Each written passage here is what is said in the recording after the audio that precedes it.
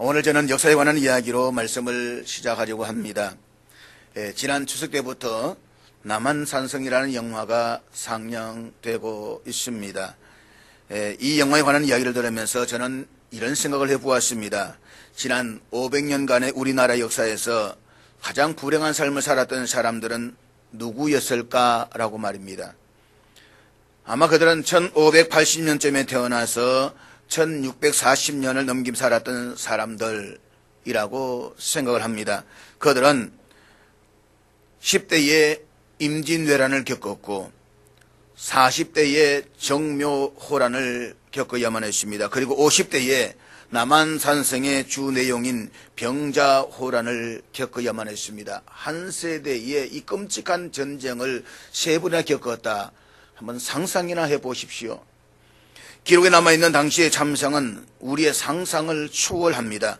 류성룡은 그의 징비록에서 임진왜란의 참상을 이렇게 기록하고 있습니다. 굶주림이 만연하고 역병까지 겹쳐 대부분 죽고 100명에 1명꼴로 살아남았다. 부모 자식과 부부가 서로 잡아먹을 지경에 이르러 죽은 사람의 뼈가 잡초처럼 드러나 있었다. 이것은 정묘호란과 병자호란 때에도 마찬가지였습니다. 인조실록에 보면 병자호란 때에 청나라군이 철수하면서 백성을 어묵으로 만들고 수만 명을 잡아가서 노예로 팔았다라고 합니다. 그 다음으로 살기 어렸던 시기는 아마도 조선이 망하기 직전이었던 19세기 후반일 것입니다. 이번에도 중국과 일본이 들어와서 이 땅을 도륙했습니다. 일본군이 동학혁명 농민들을 얼마나 많이 죽였는지 당시의 상황을 이렇게 기록하고 있습니다. 계곡과 산마루는 농민 시체로 하얗게 덮였고 개천은 여러 날 동안 핏물이 흘렀다. 이외에도 우리 민족의 순환사는 수없이 많이 있습니다. 가깝게는 6.25 전쟁도 있습니다. 그런데 이들 순환사에는 하나의 공통점이 있습니다. 그것은 국내적으로나 국제적으로 위기가 오기 전에 그 위기를 예견하고 미리 준비를 든든히 해서 백성과 나라를 올바로 이끌어갈 참된 지도자가 없었다라고 하는 것입니다. 바깥 세상이 어떻게 변해가는지도 모르고 내부에서 우리끼리 죽도록 싸우다가 당했습니다. 지도력의 위기, 온 국민이 허무할 만한 지도자의 상실, 이것이 우리 민족의 아픔이었습니다. 그래서 잠언 기자는 11장 11절에서 이렇게 말씀합니다. 성읍은 정직한 자의 축복으로 인하여 진흥하고 악한 자의 입으로 말미암아 무너진다. 이 말은 지도자의 입이 정직하면 내가 복을 받고 도성이 번성하게 된다는 말입니다. 그렇지만 입이 정직하지 않는 사람이 지도자가 되면 나도 화를 입고 그 도시는 금세 무너지고 만다는 뜻입니다. 그래서 지도자가 중요한 것입니다. 바른 지도자가 일하면 백성이 평탄하겠지만 거짓된 지도자가 일하면 백성은 도탄에 빠질 수밖에 없는 것입니다. 기억하십시오. 하나님은 세상을 구하고 방향을 제시하기 위해서 지도자를 사용하십니다. 그럴 때 우리는 이 땅에 온 국민이 허무할 수 있는 바른 지도자가 일어나도록 기도해야만 합니다. 하나님께서 기도하시는 그 지도자가 세워지기를 기도해야만 하는 것입니다. 이와 같은 지도자의 중요성은 한 가정도 그렇고 교회도 마찬가지입니다. 오늘의 교회도 소명감을 가지고 하나님이 기뻐하시는 바른 지도자가 절대적으로 필요합니다. 1517년 마르틴 루터가 종교개혁을 일으키던 당시에 교회 지도자로 말할 수 있는 사제들은 사치와 허영에 빠져서 타락했습니다. 저들의 삶은 백성들의 어떤 감동도 주지를 못했습니다. 지적 수준이 평신도들에게 미치지 못했던 사제들은 백성들에게 바른 방향을 제시하지도 못했습니다. 때문에 수많은 사람들이 교회를 떠나 영적 기갈에 빠져 세상 속에서 길을 잃고 방황하기 시작했습니다.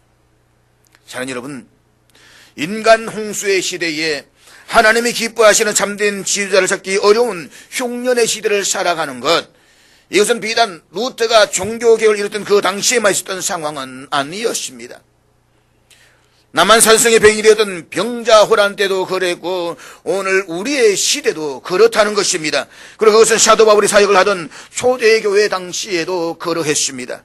그래서 사도 바울은 본문의 3장에서 교회 지도자가 갖추어야 할 자질에 대해서 이야기하고 있는 것입니다. 그만큼 중요하다는 것입니다.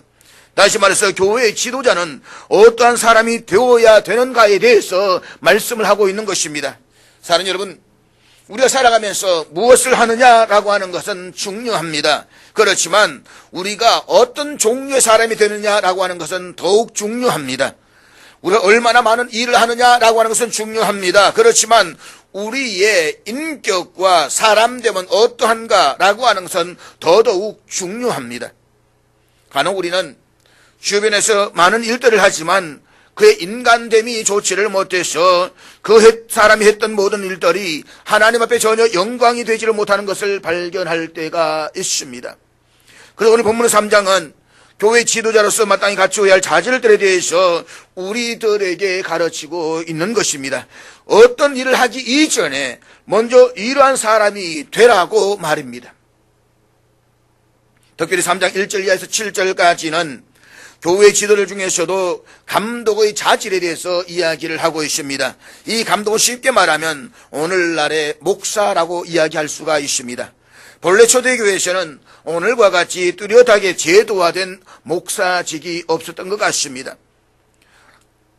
초대교회는 상당히 단순한 교회 조직을 가지고 있었는데 약물을 감독하고 지도하는 지도자들과 또 그 지도자들을 보조하고 섬기는 사람들, 이 두 종류의 사람들이 있었습니다. 그 중에서 지도자들을 가리켜서는 감독 혹은 장로라고 불렀습니다.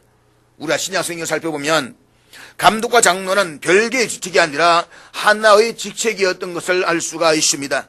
감독이라고 하는 것은 약물을 감독하고 다스리고 돌본다는 기능적 의미를 담고 있는 반면에 장로라고 하는 말은 모든 사람들 앞에서 존경받을 만한 어른이라는 인격적인 의미를 가지고 있습니다.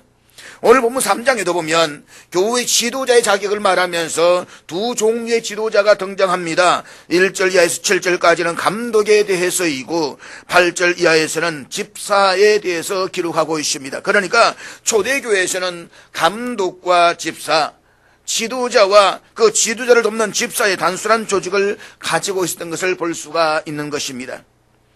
본문의 첫 번째 부분에서는 감독의 기능에 대해서 언급하고 있는 것을 볼 수가 있습니다.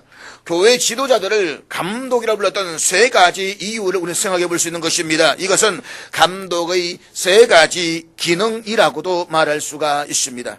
첫 번째 기능은 말씀을 가르치고 선포함으로써 약물위의 영적인 양식을 공급하는 것입니다. 두 번째 기능은 하나님의 말씀을 가르침으로써 이단이나 잘못된 가르침으로부터 그들을 보호하는 것입니다. 마치 우리 가정의 부모들이 자녀들을 보호하듯이 교회의 영적인 지도자들은 성도들을 잘못된 가르침에서 보호해야 할 책임이 있다는 것입니다. 이단은 이미 초대교회에서부터 있어왔던 사람들입니다. 그리고 이 잘못된 가르침으로 말미암아서 교회 안에는 복음을 믿고서도 신앙이 흔들리는 성도들이 종종 있어 왔다는 것입니다.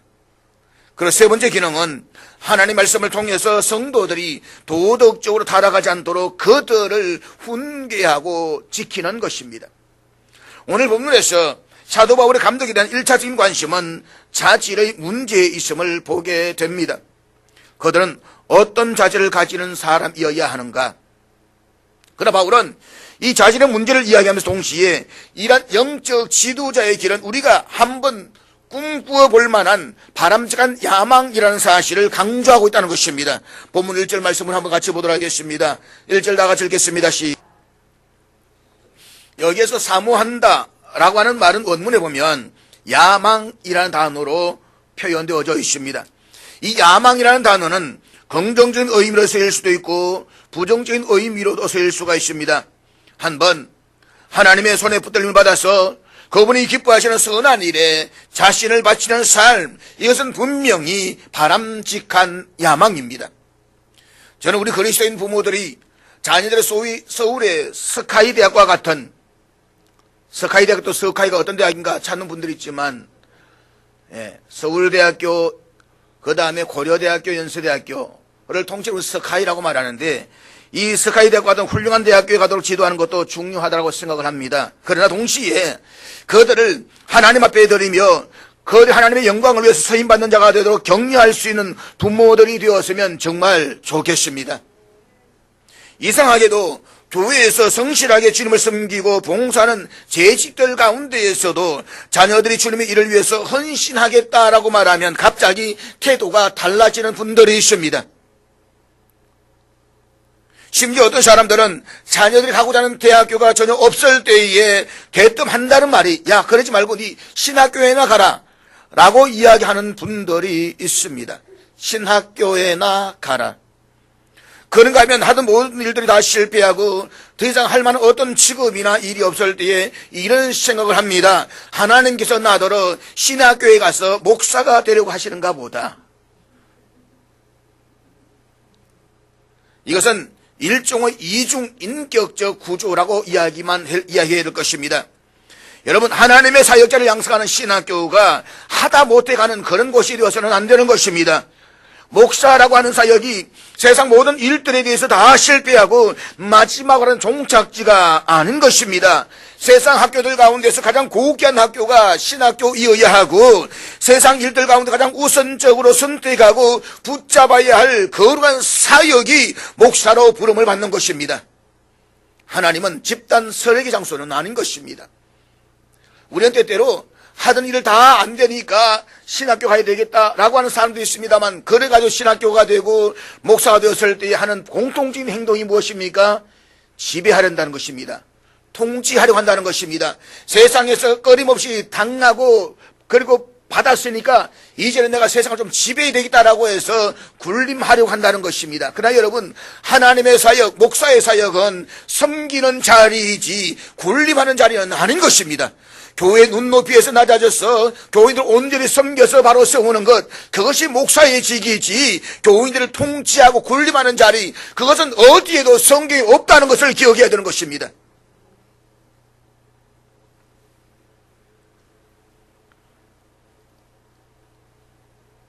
그렇기 때문에 하나님의 일이 얼마나 귀한 것인지, 그리고 하나님 나라를 위해서 헌신하는 삶이 얼마나 소중한 것인지를 우리는 알아야만 합니다.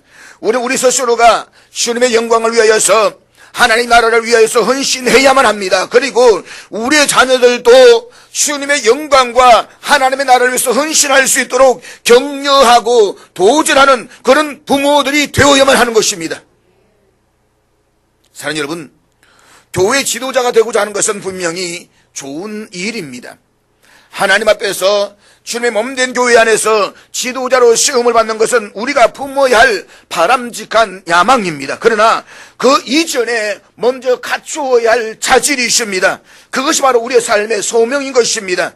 오늘 본문 말씀하고 있는 지도자가 갖춰야 할 자질은 1차적으로 오늘날의 교회 목사와 같은 사람들에게 적용되는 자질이라고 말할 수가 있습니다. 그러나 좀 더 넓은 의미에서는 하나님이 교회 안에 있는 모든 영적 지도자들 요구하고 기대하시는 자질이라고 말할 수가 있습니다. 그러니까 오늘 목사인 저뿐만 아니라 우리 장로님과 집사님들 여러분 모두에게 주시는 하나님의 말씀인 것입니다. 물론 성경이 말하고 있는 이런 자질들을 완전하게 구비하는 사람은 이 지상에 한 사람도 없습니다. 그러나 우리가 비록 완전하지 못하다고 할지라도 이 완전한 인격을 지향하는 태도와 자세는 대단히 중요한 것입니다. 적어도 주님께서 요구하시는 이런 자질을 갖추기 위한 진지한 노력이 우리들 삶 속에 있어야만 합니다.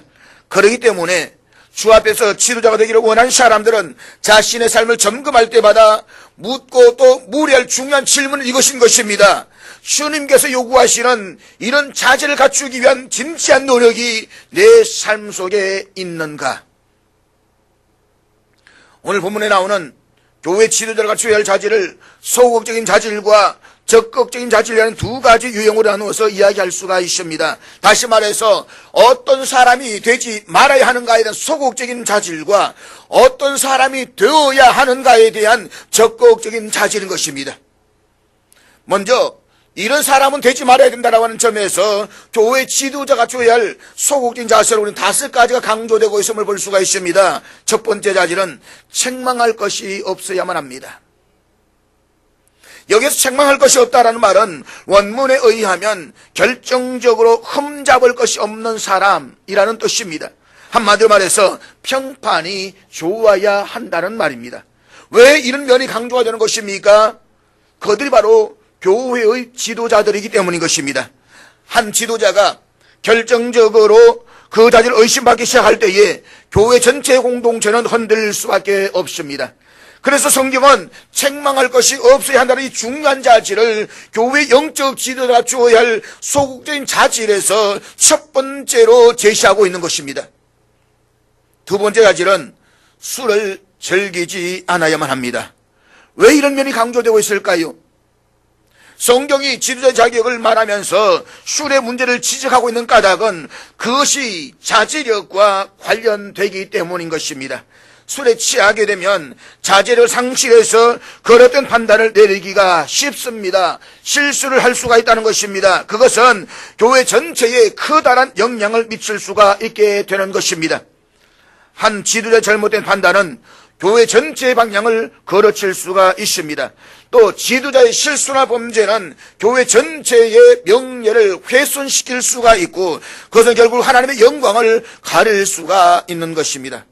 그래도 불구하고 오늘 한국교회 안에는 자유주의적인 신앙이 들어오게 되면서 술에 대해서 관대한 입장을 취하는 지도자들과 교인들이 없지 않아 있다는 것입니다. 그들은 이야기합니다. 술은 구원의 문제와는 상관없기 때문에 적당히 마셔도 좋다는 것입니다. 적당히 마시면 건강에도 괜찮다는 것입니다. 물론 그들의 말이 틀린 것은 아닐 것입니다. 술을 마신다는 것은 구원론의 문제는 아닙니다. 그러나 기억하십시오. 그것은 구원받은 자가 세상 속에 살아가면서 변화되어야 할 성화의 문제인 것입니다. 그리스도 안에서 구원을 받았다라고 하는 사람들이 세속적인 풍습을 따라갈 수는 없습니다. 이전 것은 지나갔으니 이제는 그리스도 예수 안에서 새로운 존재가 되어져야만 합니다. 그것이 바로 성화의 삶을 살아가는 것입니다. 변화된 삶을 살아가는 것입니다. 제 초등학교, 중학교, 고등학교 친구 가운데 술 망나니 같은 친구가 몇 명 있습니다. 이 친구들은 월급 받으면 그걸 가지고 술을 다 처먹는 데 사용합니다. 마누라가 얼마나 고생한지 모릅니다. 그런데 그 친구가 한 친구가 마누라 얼마나 교회를 열심히 나가는지 그 마누라 때문에 교회에 나갑니다. 간혹 보면 이 친구가 술을 먹고 망나니가 되면 이건 완전히 개망나니인 겁니다. 그냥 아무 데서나 오줌을 싸지를 않나, 아무 데나 엎어서 자지를 않나, 완전히 이건 진짜 개망나니 가운데 그런 개망나니는 없는 것입니다. 상상해 보십시오. 예수 믿는 사람이 술을 마시고 절제력 없이 그렇게 한번 산다고 한번 상상을 해 보십시오. 세상이 뭐라고 말하겠습니까? 저게 예수 믿는다고. 우리 그런 비난의 이야기를 들음으로써 하나님의 영광을 가리지는 말아야 되는 것입니다. 자, 여러분, 우리 한국교회는 선교사들로부터 청교도적인 좋은 신앙을 물려받았습니다. 청교도적인 신앙은 술과 담배를 일체 멀리하는 것입니다. 이것은 좋은 것입니다. 좋은 신앙의 모습은 우리가 따라야만 하는 것입니다. 그리고 그 모습을 후세대들에게도 물려주어야만 하는 것입니다. 그러므로 하나님께로부터 지도자로 부름받기를 원하는 사람은 술을 멀리해야만 합니다. 신앙생활하기 제대로 하기를 원하는 사람은 술과 담배를 끊어야 되는 것입니다. 그래서 이 시간 옆에 있는 분들이 한번 이렇게 물어보시기 바랍니다.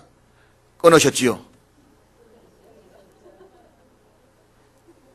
아직도 안 끊은 분이 있습니까?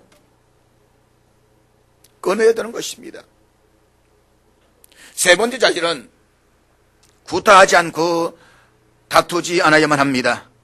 이 두 가지 자질은 별개의 것으로 분류할 수도 있지만 여기에서는 하나로 묶어서 생각을 해보려고 합니다. 우리가 구타라는 말에서 연상할 수 있는 것은 상대방을 실컷 두들겨 패는 것일 것입니다.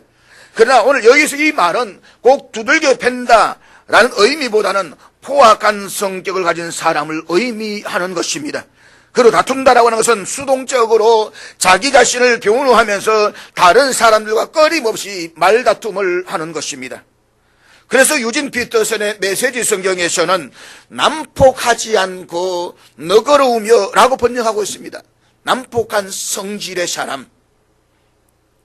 반면에 난폭하지 않고 너그러워서 다툼이 없는 사람, 성경은 지도자의 자질을 이야기하면서 이 두 가지를 우리에게 경계하고 있는 것입니다. 생각해 보십시오. 예수 믿는다라고 말하면서도 목사라고 하는 인간이 맨날 교인들과 싸웁니다. 맨날 바깥에 사람과 싸웁니다. 시장 가서 싸우고 물건 사면 싸운다 하면 상상해 보십시오. 그 목사를 여러분 따르시겠습니까? 어느 날 내가 마트를 갔는데 오주치라는 목사가 아니 물건 가지고 50원 깎는다고 그거 가지고 맨날 싸우고 있습니다. 그걸 여러분 기분 좋아하시겠습니까? 쫓아오고 아이고 목사님 이라고 하시겠습니까? 아마 저 멀리 가가 물건 다 정리해 놓고는 슬쩍 도망갈지도 모르겠습니다.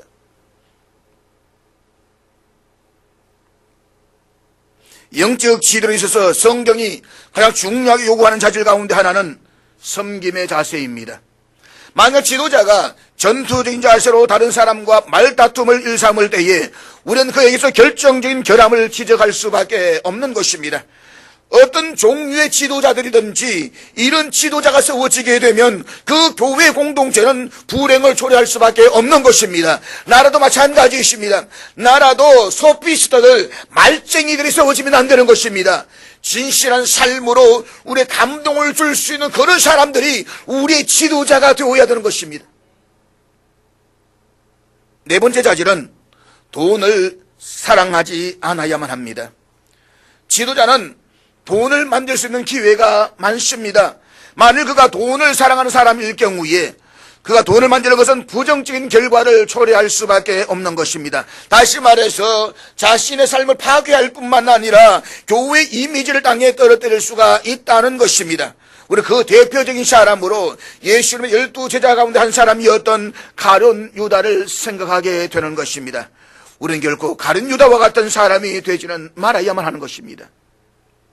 다섯 번째 자질은 새로 입교하지 않는 사람이어야만 합니다. 신앙을 가진 지 얼마 되지 않는 사람, 그래서 아직 신앙이 성숙되지 않는 사람을 지도자로 세울 경우에 그는 교만해지기가 쉬운 것입니다. 그런 사람은 지도자의 특권을 즐기는 대로 열중하면서 그 책임을 망각할 가능성이 많습니다. 여기서부터 지도자의 온갖 탈선이 시작되는 것입니다. 이런 사람은 직분이 오히려 구원의 걸림돌이 될 수가 있습니다. 그 직분이 그로 하여금 자만에 빠져서 마귀의 발에 걸려 넘어질 수가 있기 때문인 것입니다. 그러므로 지도자가 되기를 원하는 사람은 교회 안에서 어느 일정 기간의 훈련과 인내의 기간을 가져야만 한다는 것입니다. 그렇게 함으로써 직분에 대한 사모함과 함께 겸손함을 배울 수가 있는 것입니다. 다음으로 오늘 본문은 이런 사람이 되어야 한다는 차원에서 교회 지도자가 줘야 할 적극적인 자질에 대해서 8가지를 강조하고 있습니다. 한번 스스로에게 이 8가지 자질을 한번 체크해 볼 수 있기를 바라겠습니다. 첫 번째 자질은 한 아내의 남편이 되어야만 합니다. 요즘 가정생활의 덕에 대해서 강조하고 있는 것입니다. 아내에 대한 성실성, 그래서 모든 것에 대한 성실성의 출발점인 것입니다. 아내에게 불성실한 지도자는 교회 공동체에 대해서도 불성실할 수가 있기 때문인 것입니다. 동시에 남편에게 불성실한 아내는 교회에서도 불성실할 수 있는 확률이 절대적이라고 해야만 하는 것입니다. 그러면 한 아내에게, 한 남편에게 성실해야만 하는 것입니다. 두 번째 자질은 절제해야만 합니다. 만일 지도자가 절제하지 못한다고 한다면 그런 모든 상황 속에서 그릇된 판단을 내릴 수가 있습니다. 그래서 절제의 덕이 지도자의 자질로 강조되고 있는 것입니다. 갈라디아서 보게 되면 성령의 9가지 열매 가운데 강조되고 있는 것도 절제인 것입니다. 여기서 절제라고 하는 것은 말과 행동과 감정을 포함한 일체 모든 행동을 이야기한다라고 해야만 할 것입니다. 만약에 자기 감정에만 충실한 사람이 지도자가 된다고 한다면 공동체는 언제나 그 사람으로 인해서 불안해할 수밖에 없을 것입니다. 저 사람이 어떤 감정이 있느냐, 저 사람 기분이 좋을까 나쁠까, 우리는 거기에만 민감하게 되는 것입니다. 그래서 모름지기 지도자는 자기의 흩어진 감정을 절제하고 다른 사람을 따뜻하게 맞아줄 수가 있어야 되는 것입니다. 세 번째 자질은 신중하며 단정해야만 합니다. 오늘 성경에 사용되고 있는 신중이라는 단어는 내적인 마음의 태도를 이야기를 합니다. 반면에 단정함이라는 단어는 자신의 처한 상황과 외적 환경을 다스릴 수 있는 질서 있는 태도를 이야기하는 것입니다. 그 마음의 태도가 신중하지 못할 때 그는 결국 자신을 돌아보지 못하게 될 것이고, 자신을 다스리는 실패한 사람이 교회를 잘 다스릴 것이라는 기대는 버려야 하는 것입니다. 그리고 자기의 삶을 다스리는 데 있어서 질서가 없는 사람은 공동체를 질서 있게 운영할 수가 없고 공동체의 방향을 제시할 수도 없습니다. 특별히 여기 단정하며라고 했을 때에 우리는 앞장의 2장 9절에서 여인들을 향해서 여자들도 단정하게 옷을 입으며 라는 말씀을 기억해야만 하는 것입니다. 그러고 다시 말해서 지도자는 옷이 유행을 쫓아서 화려해서는 안 된다는 것입니다. 적당하게 슈슈한 모습으로 절제 있는 모습, 단정한 모습이 사람들에게 감동을 줄 수가 있는 것입니다. 네 번째 자질은 나그네를 대접해야만 합니다. 초대교회 시절에는 지도자들이 끊임없이 여행을 하면서 복음을 전했습니다. 형제를 섬기고 지도자를 섬기고 다른 이웃들을 섬길 수 있는 섬김의 자질이 없다라고 한다면 그는 이미 지도자의 자질을 상실하고 만 사람인 것입니다. 특별히 지도자가 되기를 바라는 사람, 또 지도자는 주머니에서의 자유함을 얻을 수가 있어야만 합니다. 교우들을 자주 대접하는 자리로 초대할 수가 있어야 되는 것입니다. 모름지기 교회에서 지도자 되기를 원하는 사람은 교우들을 대접하는 일에 인색하지 마십시오. 끊임없이 얻어먹으려고 하는 사람은 결코 지도자가 될 수가 없는 것입니다. 보스는 주머니에 돈을 쓸 줄 알아야만 합니다. 그러나 밑에 따른다는 사람은 얻어먹을 수 있는 힘만 있으면 되는 것입니다. 지도자가 되기를 원하는 사람은 주머니에 돈을 내놓을 줄 알아야 되는 것입니다. 다섯 번째 길은 가르치기를 잘 해야만 합니다. 신약 성경에서 목사와 교사라는 단어는 한 직분을 언급하는 것으로 쓰여지고 있습니다. 에베소서 4장에 보면 하나님이 주신 영적 은사들 가운데 목사와 교사가 나옵니다. 이 두 가지는 개별적인 것이 아니라 목사이면서 교사라는 이야기입니다. 왜냐하면 목사는 가르침을 통해서 성도들의 신앙을 양육시키기 때문입니다. 가르치는 은사가 없는 사람은 목사가 될 것을 포기해야만 합니다. 왜냐하면 효과적으로 말씀을 가르칠 수가 없다라고 한다면 성도의 신앙을 양육해야 하는 목사로서의 책임을 완수할 수가 없기 때문인 것입니다. 여섯 번째 자질은 관용해야만 합니다. 여기 관용이라는 말은 쉽게 말하면 덮어준다는 뜻입니다. 남의 약점을 덜 주워내고 고발하기를 좋아하는 사람이 지도자가 되었다면 가정해 보십시오. 그 교회 전체는 고발의 분위기가 조성될 수밖에 없을 것입니다. 이것은 참으로 끔찍하고도 무서운 일이 아닐 수가 없는 것입니다. 지도자의 중요한 자질 가운데 하나는 다른 사람에 관한 결정적인 약점이나 어려움에 대한 이야기를 들었을 때에 그것을 자기 마음에 귀담아 듣고 끝까지 비밀을 지켜주는 것입니다. 더 나아가서 그 사람이 자기의 약점이나 어려움을 극복할 수 있도록 신중하게 도와주어야 하는 것입니다. 그래서 이 관용이라는 단어를 유진 피터슨의 메시지 성경에서는 너그러움이라고 이야기를 했습니다. 지도자는 마음이 강팍해서는 안 됩니다. 지도자는 그 마음이 쫀생이가 되어서는 안 된다는 말인 것입니다. 마음이 너그러워야만 합니다. 그런데 현대 성경에 보게 되면 이 너그러움을 신사다움이라고 했습니다. 신사다움이 어떤 것인지는 여러분들이 더 잘 아실 것이라고 생각을 합니다. 아무에게나 야, 저 사람 신사답다라고 말하지는 않지 않습니까? 우리는 아무에게나 그런 용어를 쓰지 않는다는 기억하면서 중요한 것은 우리가 모든 사람에게 너그럽고 신사다워야 된다는 것입니다. 일곱 번째 자질은 자기 집을 잘 다스릴 줄 알아야만 합니다. 우리의 삶의 출발은 가장 중요한 기초적인 자리는 가정입니다. 모든 공동체 가운데 가장 기초적인 공동체는 가정입니다.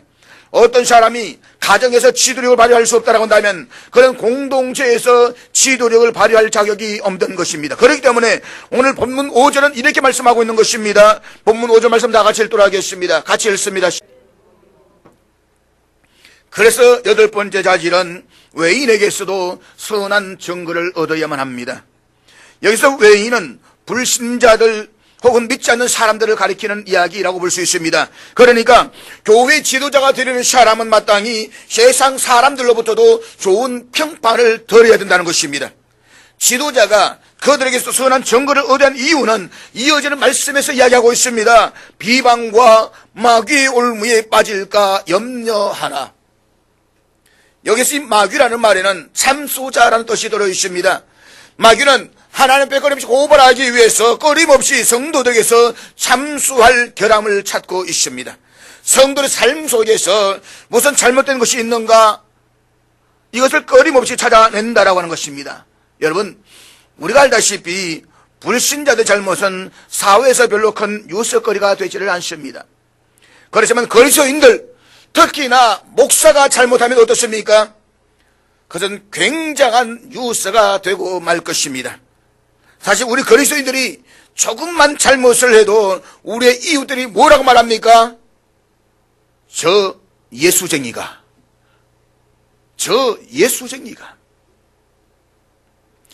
이것이 우리가 제일 먼저 받는 비판인 것입니다. 사탄은 성도들의 약점을 예리하게 지켜보고 있습니다. 그래서 불신들의 신자에서는 전혀 이야기가 되지 않는 것도 그 신자들이 저지른 잘못일 경우에는 사회적으로 굉장히 큰 뉴스거리가 된다는 것을 볼 수가 있는 것입니다. 그만큼 우리는 끊임없이 이 사회 속에서 감시를 당하는 삶을 살아가고 있는 것입니다. 그래서 우리 늘 깨어 있어야 되는 것입니다. 여러분, 감시를 당한다는 것이 나쁜 것만은 아닌 것입니다. 내가 하나님 바로 쓰고 하나님 그런 삶을 살아가며 성화의 삶을 살아가는 데서 때때로 이런 관심은 우리의 삶에 울타리를 쳐줄 수가 있는 것입니다. 목사이기 때문에 술집에 갈 수가 없는 것이고, 목사이기 때문에 함부로 운전할 수가 없는 것이고, 목사이기 때문에 아무렇게나 욕을 할 수 없는 것이고, 목사라는 것이 나로 하여금 때때로 내 삶의 자질을 만들어갈 수 있다고 생각할 때에 우리 그 직분을 감수할 수가 있어야 되는 것입니다. 사랑하는 여러분, 우리가 외인에게서 선한 증거를 얻는다는 것, 이것은 교회의 거룩성을 지키는 일을 위해서도 굉장히 중요한 것입니다. 그 사람에 대한 사회의 평가는 어떠한가? 사회에서의 평판이 별로 좋지 않는 사람이 어느 교회의 지도자가 되었다면 한번 상상을 해보십시오. 세상은 교회를 향해서 뭐라고 말할까요? 오늘 이 땅의 교회가 세상 사람들로부터 비난을 받는 중요한 원인 가운데 하나는 바로 교회 지도자들이 세상으로부터 좋은 평판을 듣지 못하고 있다는 것입니다. 교회 지도자라고 하면 모름지기 구별된 삶을 살고 뭔가 거룩성이 보여줘야 되는 것입니다. 그런데 교회 지도자라고 말하면서도 쉽게 세상 속에서 사기치고 거짓말하고 다투는 모습들을 보여준다라고 한다면,